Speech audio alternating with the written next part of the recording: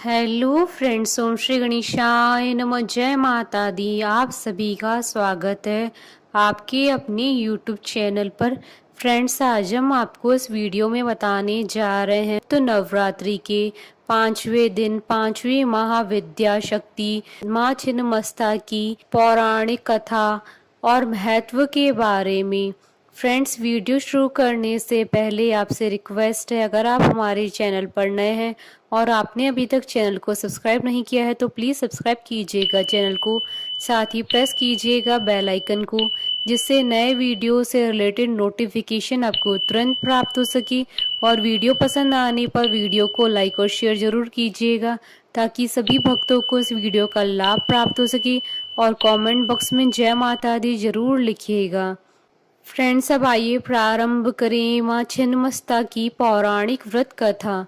एक बार माँ पार्वती अपनी सखी जया और विजय के साथ मंदाकिनी नदी में स्नान करने के लिए गई। स्नान के पश्चात उन सबको बहुत जोर से भूख लगने लगी। उस समय माता की सखियों ने उनसे कुछ भोजन करने के लिए मांगा और देवी ने उन्हें कुछ समय प्रतीक्षा करने के लिए कहा।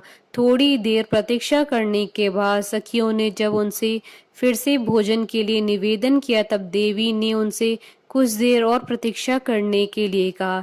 इस पर सखियों ने देवी से विनम्र वाणी में कहा, माँ तो अपने शिशुओं को भूख लगने पर अविलंब भोजन प्रदान करती हैं, आप हमारी उपेक्षा क्यों कर रही हैं माता। अपनी सखियों की मधुर वचन सुनकर दयामय देवी ने खड़क से अपना ही सर काट दिया और कटा हुआ सिर देवी के बाईं हाथ में आ गिरा और उनके धड़ से रक्त की 3 धाराएं बहने लगी। उन्होंने 2 धाराओं को अपनी दोनों सखियों की ओर प्रवाहित कर दिया, जिसे पीते ही दोनों प्रसन्न होने लगी। तीसरी धारा स्वयं जगदम्बा के मुख में आकर गिरी। तीनों ही वह रक्त पीने लगी। जगदम्बा ने स्वयं अपना ही रक्त पी लिया था तो उनका स्वभाव और उग्र हो गया। पूरे देव मंडल में त्राही त्राही मच गई। देवी का यह उग्र स्वरूप देखकर देवगण भय से कांपने लगे। उन्हें भय हुआ कि कहीं अम्बा फिर से काली का रूप लेकर पूरी सृष्टि के विनाश पर न उतारू हो जाए। आखिरकार महादेव जी समस्या के समाधान के लिए आगे आए। उन्होंने कम्बत शिव का रूप धारण किया और देवी के प्रचंड स्वरूप को शांत किया। शिव जी के आग्रह को जगदम्बा टाल नहीं पाई और पार्वती के रूप में लौटी। तभी से देवी छिन्नमस्ता के नाम से प्रसिद्ध हुई। इस रूप में माता दूसरे की भूख को शांत करने के लिए अपने ही सिर को काट देती है। यह इस बात का प्रमाण है कि माँ के भीतर परोपकार और त्याग की भावना बहुत ज्यादा है।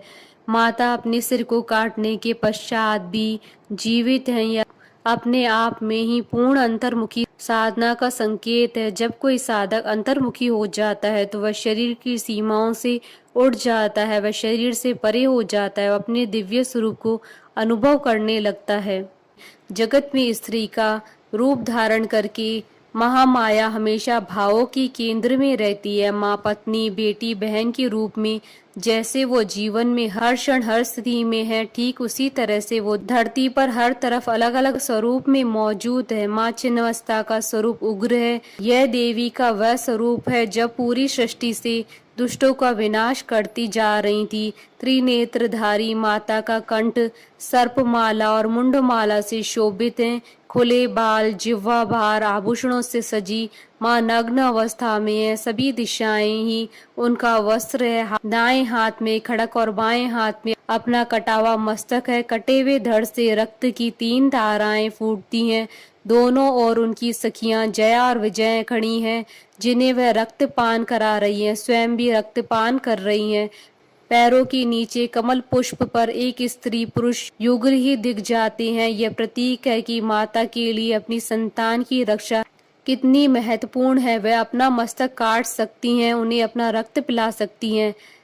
पैरों के नीचे स्त्री पुरुष युगल का प्रतीक है कि कामेच्छा का बलपूर्वक दमन करना चाहिए। इस भयानक स्वरूप में अत्यधिक कामनाओं और मनोरथों से आत्मनियंत्रण के सिद्धांतों का प्रतिनिधित्व करती हैं। देवी छिन्नमस्ता का घनिष्ठ संबंध कुंडलिनी नामक प्राकृतिक ऊर्जा या मानव शरीर में छुपी हुई एक प्राकृतिक शक्ति से है। कुंडलिनी शक्ति प्राप्त करने हेतु या जागने हेतु यौगिक अभ्यास, त्याग और आत्मनियंत्रण चाहिए। यौगिक क्रिया में यह अत्यंत महत्वपूर्ण है। एक परिपूर्ण योगी बनने के लिए संतुलित जीवन यापन का सिद्धांत ही प्रतिपादित होता है। माँ छिन्नमस्ता मंदिर झारखंड की रांची से करीब 80 किलोमीटर दूर रजरप्पा में स्थित है। यह भारत के सार्वजनिक प्राचीन मंदिरों में से एक है। असम के कामरूप स्थित माँ कामाख्या मंदिर के बाद दूसरा बड़ा शक्तिपीठ है। माँ छिन्नमस्ता मंदिर में काली की प्रतिमा है, जिसमें माँ के दाएं हाथ में तलवार है तो बाएं हाथ में कटा हुआ मस्तक है। शिलाखंड में माँ के 3 नयन है।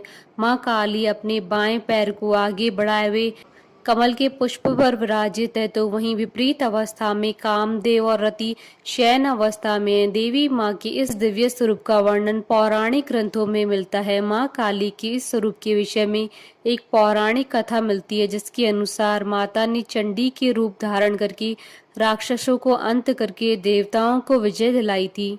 कहते हैं कि तब माँ की सहायता करने वाली योगिनियों सखी की रक्त पिपासा शांत नहीं हुई, जिसके बाद माँ ने उनकी पिपासा शांत करने के लिए अपना मस्तक काट दिया और अपने रक्त से उनकी पिपासा को शांत किया।